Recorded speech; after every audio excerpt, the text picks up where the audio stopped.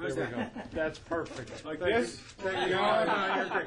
All right. Can you tell us what the status of any talks or communication with the Seneca Nation is? Well, there have been court proceedings that have gone on for a while and arbitration proceedings that have gone on. There's been some progress recently, but obviously overall the relationship has not been working well from the state's point of view. We have legal rights. I intend to enforce the legal rights. I just met Mr. Porter and had a conversation with him, and I'm looking forward to additional conversations. The financial resources are very important to the state. You heard me talk about the deficit that we have. So I want to make sure that we're collecting all the money for the state that we are entitled to. I understand Mr. Porter's point, and I hope we can work it through. How did the conversation go? Fine. It was a cursory, cordial conversation. You plan to collect taxes on goods sold to non-natives on reservations? I intend to collect all the revenues that the state is entitled to collect. Governor, on Medicaid, right now there are $12 billion in optional programs, $10 billion deficit. That might be one way to solve it. Is it fair that people on Medicaid, for the most part, have better insurance coverage than people in the private sector who pay for their own?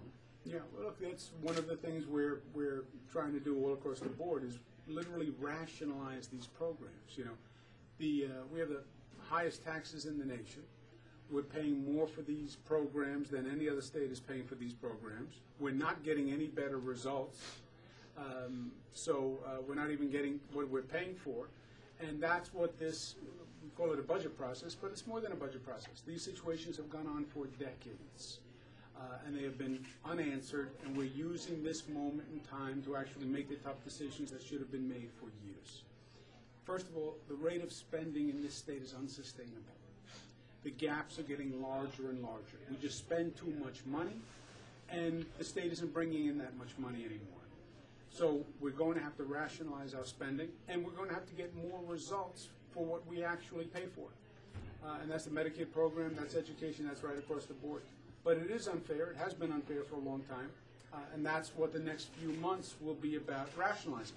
My message inside is, if it's going to change, it's going to change because the people of this state rise up and make their voices heard. It's not going to change if the conversation is the same conversation that happens in the Capitol in Albany for the past 10 years. The special interests will win if the conversation is in the hallways of Albany. The lobbyists will win the way they've won every year for the past 10 years. So my message to the people of the state is you have to speak up, you have to rise up. Democracy only works when you make it work. And when are we going to change Albany? When the people of this state demand change.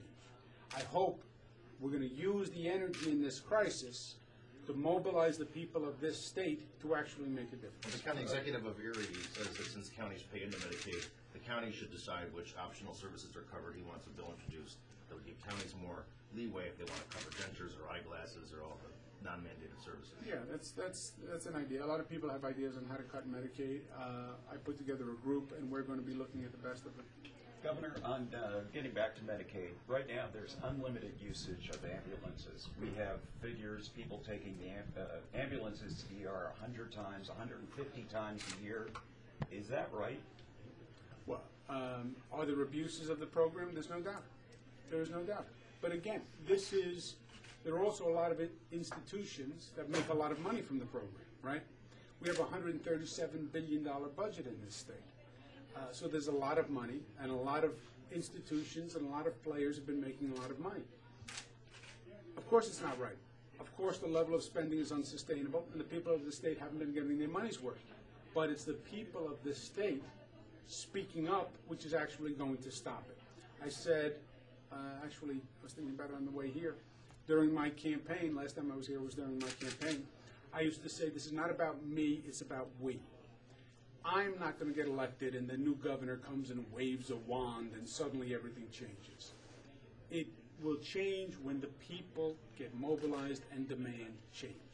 And that's what has to happen. Governor, is that why you started the tour here? Because typically the governor has gone to the larger cities to begin a tour, a campaign like this. Yes, that's right. Typically, first I'm trying to do what's not typical because the typical doesn't work. And I'm purposely reaching out to places all across the state that in many ways have been alienated from Albany, haven't had the connection, and I want to change that. I also believe as a general rule, the attitude of the state government is in Albany and you're supposed to come to Albany when you want to deal with the state government. No, I work for the people of this state. I work for the people of Jamestown. It's my obligation to go to Jamestown, and that's what I'll be doing. So, you were introduced by a Republican state senator today, which I think is unusual for most events. You know, usually a Democrat would be introduced by the prominent local Democrat. Well, what should people read into that? What they should read into that is I was introduced by a New Yorker today who happened to be a Republican. I was with other New Yorkers who happened to be Democrats. I want to invert the emphasis. I don't want to emphasize the political parties. Is that what you did with your breakfast this week at the That's what I'm doing all across the board. I want to de-emphasize the political party, emphasize the commonality as New Yorkers. Because if the political rifts continue, we're going to fail once again. If all the Democrats go to one corner and all the Republicans go to the other corner, and they both play their party politics, we lose. I happen to be a Democrat. I also ran as an independent. I want to work with people on both sides of the aisle. I'm a New Yorker first. Senator Young is a New Yorker, and let's work as New Yorkers. Let's find the commonality rather than the differences. On the Committee to Save New York, have you or your staff had any contact with Dan Cloro's communications or any of the executives that are leading the group? The Committee to Save New York is a group that is supportive of my position on the budget.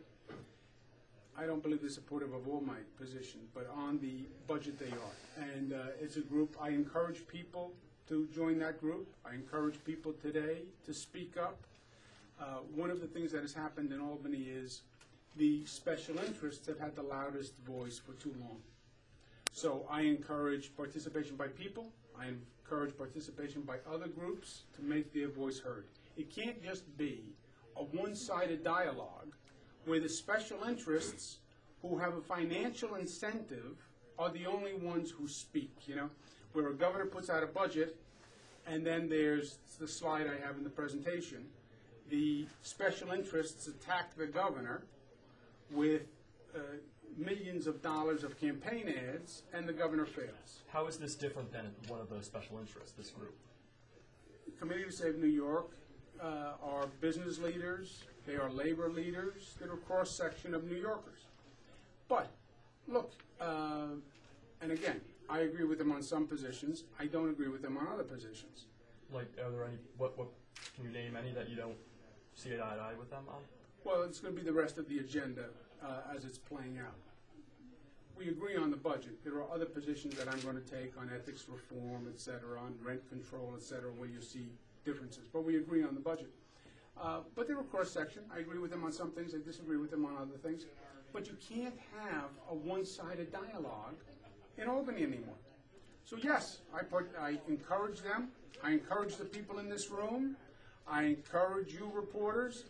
It can't be a closed room with only one voice and the special interests dominating the conversation and the special interests who have billions of dollars at stake spending millions of dollars in TV commercials to win the budget battle. That has to change. Governor, if things don't change as of April 1st, is that a failing on your part?